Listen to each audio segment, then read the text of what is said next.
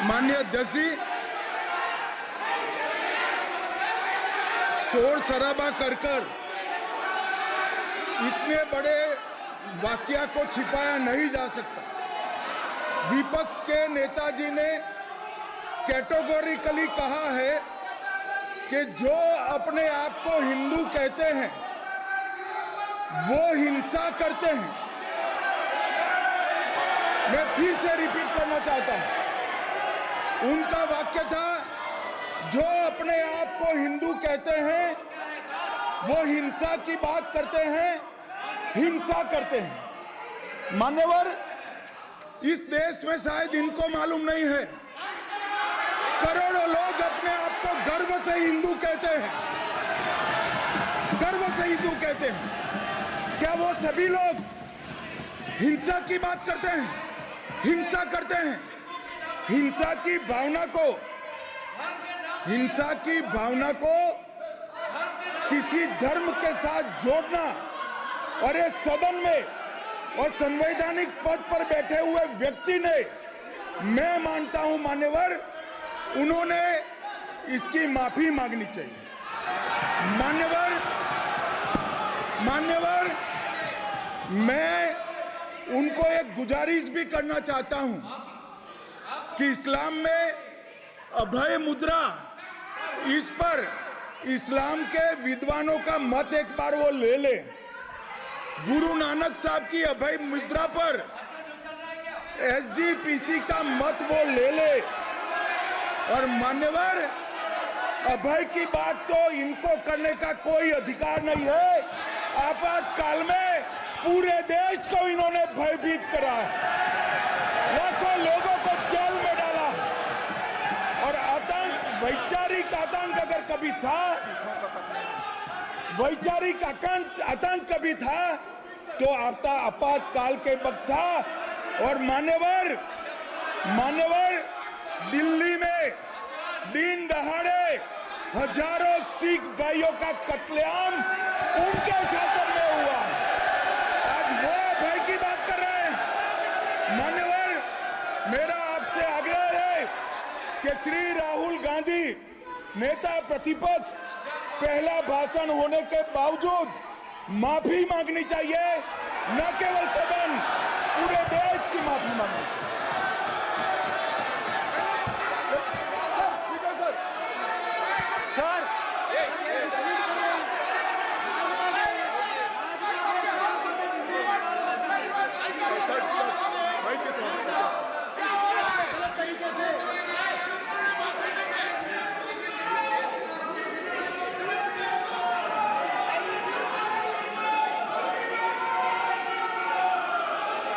Speaker sir,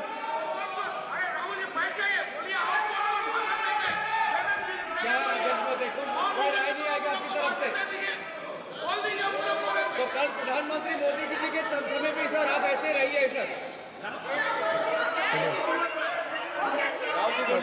I'm not going to speak until they're quiet.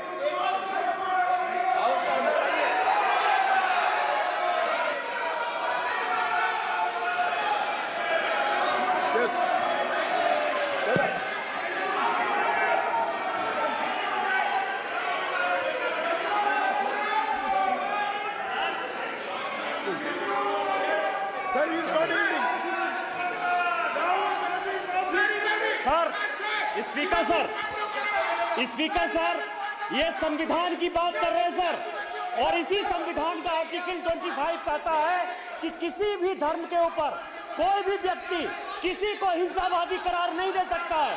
और इन्होंने हिंदू का हिंसावादी कहा है सर। संविधान का इन्होंने अपमान किया है, संविधान की झूठी दुहाई दी है। इनको माफी मांगनी चाहिए सर।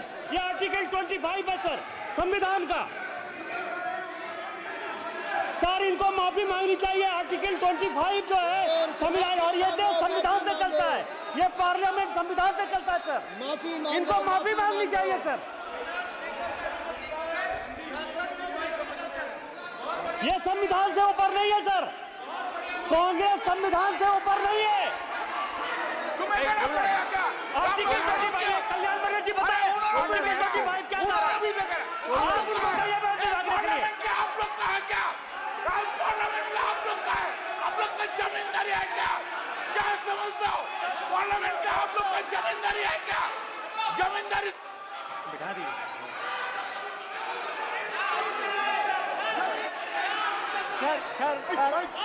सर, स्पीकर सर, माने प्लीज एक मिनट देता हूं मैं आपको। हिंदू देता हूं। धर्म कहता है। एक मिनट प्लीज, मान्य सदस्य प्लीज, मान्य प्लीज, एक मिनट प्लीज।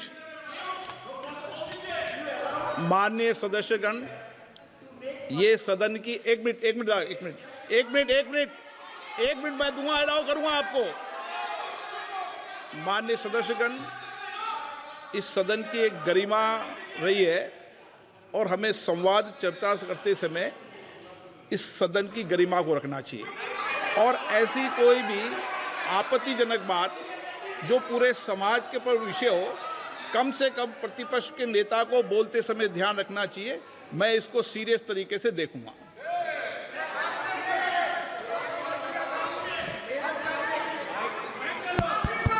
सर, अगर आप हिंदू धर्म के जो महापुरुष हैं, महापुरुष छोड़िए, अगर आप शिव जी को देखें तो क्या हो रहा है सर?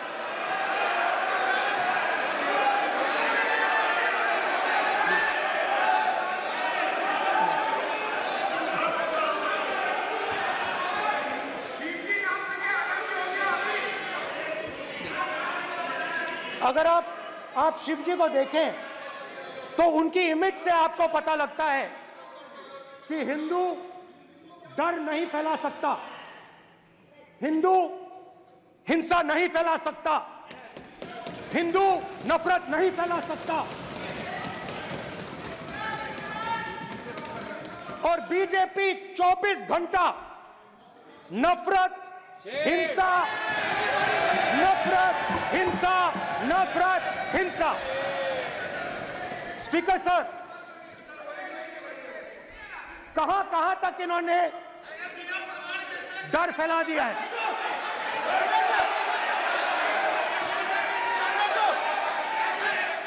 प्लीज सर, कहां तक इन लोगों ने डर फैला दिया? मैं आपको अयोध्या से शुरू करता हूं। सर नमस्कार। शाबाश।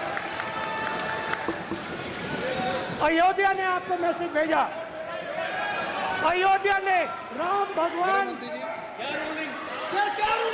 मेरा व्यवस्था का सवाल है।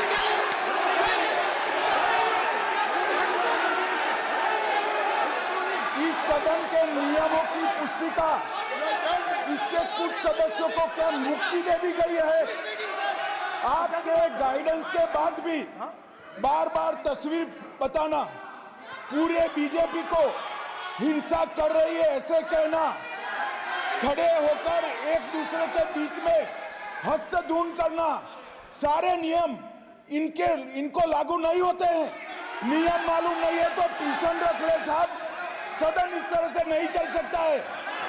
ये सदन, मेरा आपसे आग्रह है कि ये सदन ऑर्डर में रहना चाहिए, नियमों के अनुसार रहना चाहिए। ये हम सभी सदस्यों का आपसे विनंती है। ठीक है सर। एक मिनट प्लीज। माननीय सदस्यगण, आप ही किताब राम बताओ। भगवान की तो जन्मभूमि ये ने अपेक्षा करता हूं कि अपन बीजेपी इसके नियम प्रक्रिया चले। नो, सब चले। नो, आपने बताया था नियम। नो,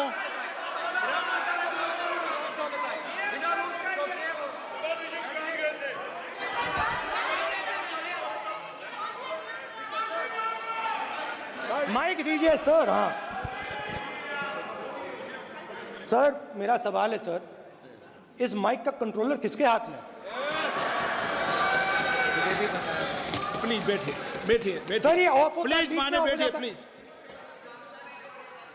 ये बार कई बार विषय उठ गई और बहुत गंभीर, और माननीय सदस्य, आप प्रतिपक्ष के नेता हैं, आप सदन के बाहर भी ये बात कहते हैं कि माइक बंद कर देते हैं। मैंने कई बार आग्रहपूर्वक किया कि आसन पर इस तरीके का आरोप नहीं लगाएं।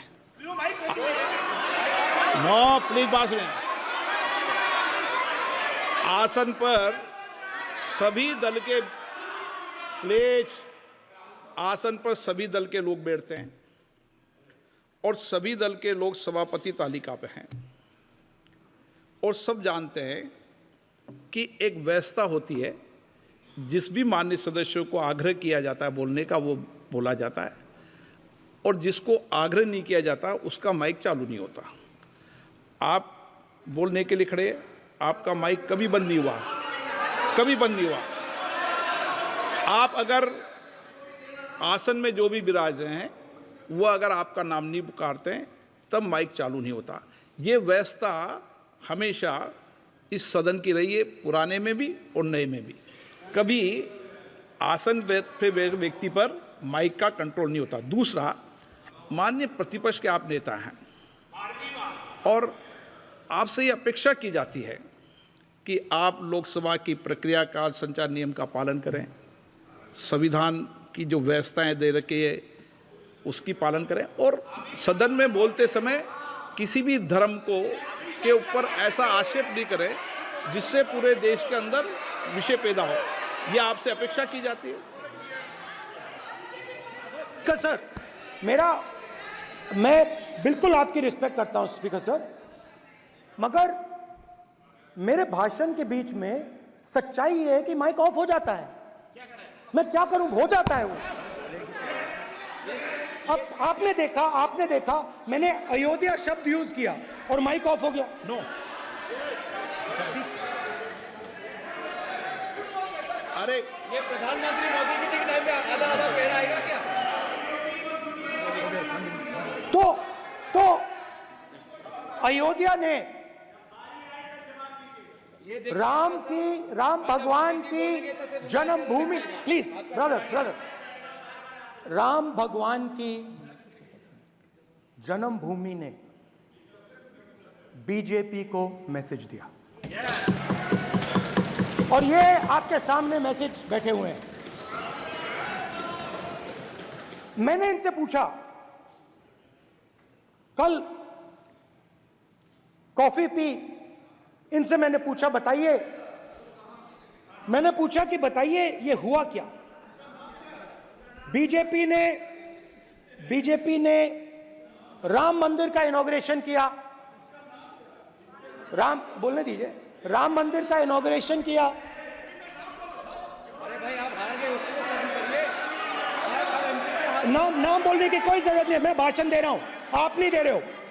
मुझे बोलना है जो बोलना है, मुझे नाम लेने की कोई जरूरत नहीं। मुझे जो बोलना है मैं बोलूंगा। तो अयोध्या ने मैसेज दिया और मैंने इनसे पूछा कि हुआ क्या, और इनका जवाब आया। मैंने उनसे पूछा कि आपको कब पता लगा कि आप अयोध्या में जीत रहे हो, और आपने कहा पहले दिन से मुझे पता था। सही बात। और मैंने कहा ये क्या हुआ? उन्होंने कहा राहुल जी, अयोध्या में एयरपोर्ट बना, अयोध्या की जनता से जमीन छीनी गई और आज तक उन्हें मुआवजा नहीं मिला है। उन्होंने कहा, सही बात, उन्होंने कहा कि अयोध्या में जो भी छोटे छोटे दुकानदार थे, जो भी छोटी छोटी बिल्डिंग्स थी, उन सारों को तोड़कर गिरा दिया गया और उन लोगों को सड़क पर कर दिया गया। इन्होंने यह भी कहा कि अयोध्या के इनॉग्रेशन में अयोध्या की जनता को बहुत दुख हुआ, क्योंकि इनॉग्रेशन में अदानी जी थे, अंबानी जी थे, मगर अयोध्या का कोई नहीं था। और ये कारण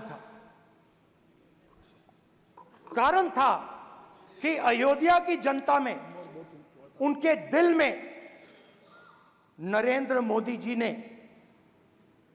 भय डाल दिया। उनकी जमीन ले ली, उनके घर गिरा दिए और फिर अयोध्या के गरीब लोगों को, किसानों को, मजदूरों को मंदिर के इनॉग्रेशन तक नहीं जाने दिया। मंदिर के इनॉग्रेशन छोड़ो, उसके बाहर भी नहीं जाने दिया। और इसीलिए अयोध्या की जनता ने सही मैसेज भेजा। अच्छा, इन्होंने मुझे एक और बात बोली, 3 बार इन्होंने कहा कि 3 बार नरेंद्र मोदी ने टेस्ट किया, 2 बार क्या मैं अयोध्या से लड़ जाऊं? और सर्वेयर्स ने कहा अयोध्या में मत लड़ जाना, अयोध्या में मत लड़ जाना, अयोध्या की जनता हरा देगी। और इसीलिए प्रधानमंत्री वाराणसी गए और वहां बच के निकले।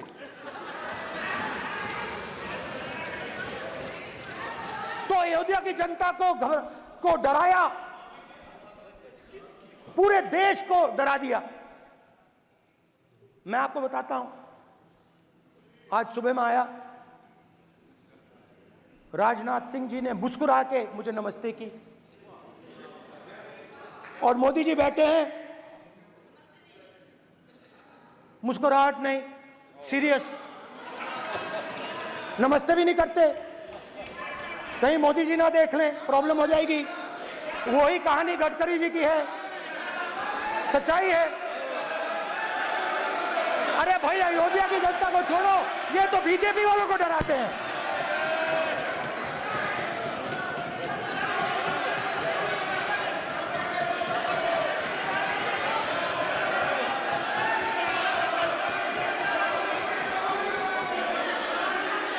माननीय सर क्या है? माननीय एक मिनट, माननीय प्रतिपक्ष के नेता, एक मिनट, माननीय प्रतिपक्ष के नेता, आप सदन के वरिष्ठ नेता हैं। मेरा आपसे आग्रह है कि राष्ट्रपति अभिभाषण पर डिबेट हो रही है, इसकी गरिमा, राष्ट्रपति अभिभाषण की गरिमा रखे ना। ये तो अपेक्षा आपसे सब करते हैं कि आप राष्ट्रपति अभिभाषण पे बोले, नीतियां पे बोले, कार्यक्रमों में बोले। अब व्यक्तिगत रूप से नहीं, अगर आप ये उचित मानते हैं क्या? स्पीकर सर, ये उचित है? अगर आपकी पार्टी इसको स्पीकर सर, उचित मानती है तो मुझे कुछ नहीं कहना। स्पीकर सर, माननीय अध्यक्ष जी, लोकतंत्र ने और संविधान ने मुझे सिखाया है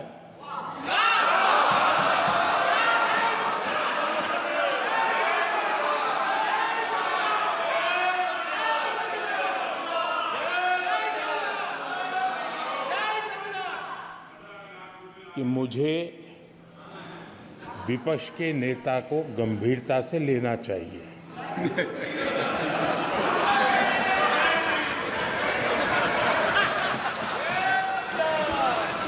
स्पीकर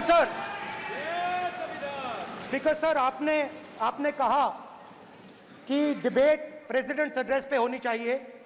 ये जो मैंने किया है, अनुराग ठाकुर जी ने अयोध्या की बात की थी, अनुराग ठाकुर जी ने सनातन धर्म पर आक्रमण की बात की थी, इसीलिए मैंने ये किया है। मैं दिखाना चाहता हूं कि अयोध्या में क्या हुआ, अयोध्या की सच्चाई क्या थी। प्रेसिडेंट्स डिबेट में उन्होंने बात उठाई थी, मैंने बात बंद की। प्रधानमंत्री जी को अच्छी लगी अयोध्या के बाद अच्छी लगी, डर फैलाया और ऑपोजिशन का रिस्पांस एक साथ मिलकर भारत जोड़ो यात्रा, सारे के सारे ऑपोजिशन, पूरा देश एक साथ मिलकर कन्याकुमारी से कश्मीर तक चला। और जो आपने डर फैलाया उसके बारे में यात्रा में बहुत कुछ सुनने को मिला। अभी तक याद है, सुबह 7 बजे 7-8 बजे की बात थी, यात्रा में चल रहे थे, एक महिला आती है, हमारे साथ चलती है, मेरा हाथ पकड़ती है और घबराई हुई सी थी। तो मैंने पूछा क्या हुआ, वो मुझे कहती है मुझे मार रहा है, मुझे मार रहा है।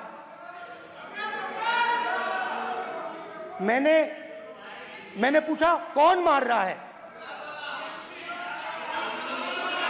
कौन मार रहा है? बेटी बचाओ, बेटी की दुविधा सुनाई नहीं दे रही, बेटी का दर्द नहीं सुनना चाहते, भारत की महिलाओं का दर्द नहीं सुनना चाहते। मैंने पूछा कौन मार रहा है, कहता है मेरा पति मार रहा है। मैंने कहा क्यों? कहती है सुबह का खाना नहीं दे पाई। मैंने कहा क्यों? खरीद नहीं पाई। महंगाई है, महंगाई है, खरीद नहीं पाई, खाना नहीं पका पाई, इसलिए मुझे मार पिट रही है। मैंने कहा बहन क्या करूं, कैसे आपकी मदद करूं? कहती हैं आप कुछ मत कीजिए, आप कुछ मत कीजिए, आप सिर्फ ये बात याद रखिए कि महंगाई के कारण हिंदुस्तान में हजारों महिलाओं को सुबह पीटा जा रहा है। उसके शब्द हैं, मेरे शब्द नहीं हैं। गैस सिलेंडर, महंगाई, तो आपने गरीबों को, महिलाओं को डराने का काम किया। शिव जी कहते हैं डरो मत, डराओ मत। आपने हिंदुस्तान की महिलाओं को महंगाई से हर रोज डराया है। कुछ दिन पहले मैं पंजाब में अग्निवीर के परिवार से मिला। सुनिए, अग्निवीर के परिवार से मिला। छोटा सा घर था, छोटा सा घर था।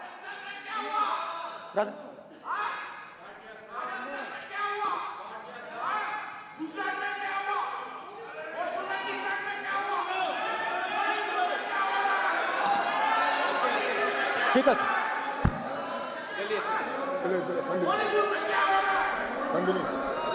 छोटे से घर में अग्निवीर शहीद हुआ, लैंडमाइन ब्लास्ट में शहीद हुआ।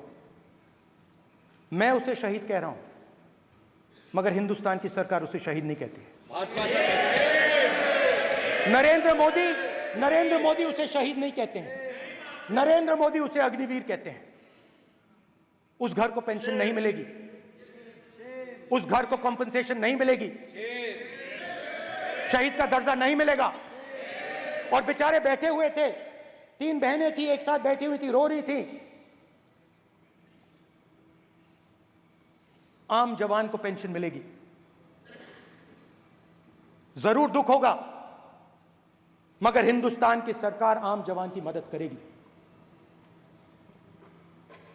मगर अग्निवीर को जवान नहीं कहा जा सकता। अग्निवीर यूज एंड थ्रो मजदूर है। और आप उससे कहते हो, उसको आप 6 महीने की ट्रेनिंग देते हो, 6 महीने की ट्रेनिंग देते हो। दूसरी तरफ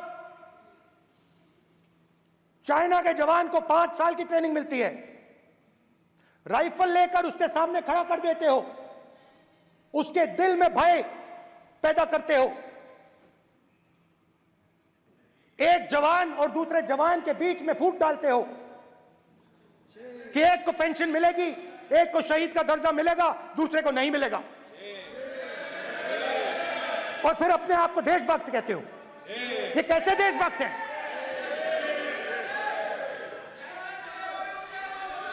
फिल्म स्टार जैसी फोटो थी उस लड़के की, फिल्म स्टार, बॉलीवुड स्टार की फोटो थी। मैं सोच रहा था, देखो इस युवा ने जान दी। स्पीकर सर,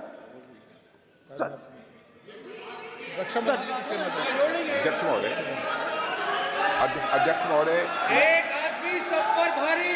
अध्यक्ष महोदय, मैं नेता प्रतिपक्ष से अनुरोध करना चाहूंगा, गलत बयानी करके सदन को गुमराह करने की कोशिश। गलत नहीं है सर, गलत नहीं है सर। कर देना चाहता हूं कि युद्ध के दौरान अथवा सीमाओं की सुरक्षा के दौरान यदि हमारा कोई अग्निवीर का जवान शहीद होता है तो उसके 1 करोड़ रुपए की धनराशि सहायता के रूप में उसके परिवार को मुहैया कराई जाती है। इस प्रकार की गलत बयानी से सभी को गुमराह करने की कोशिश नहीं की जानी चाहिए। संसद महोदय, अध्यक्ष।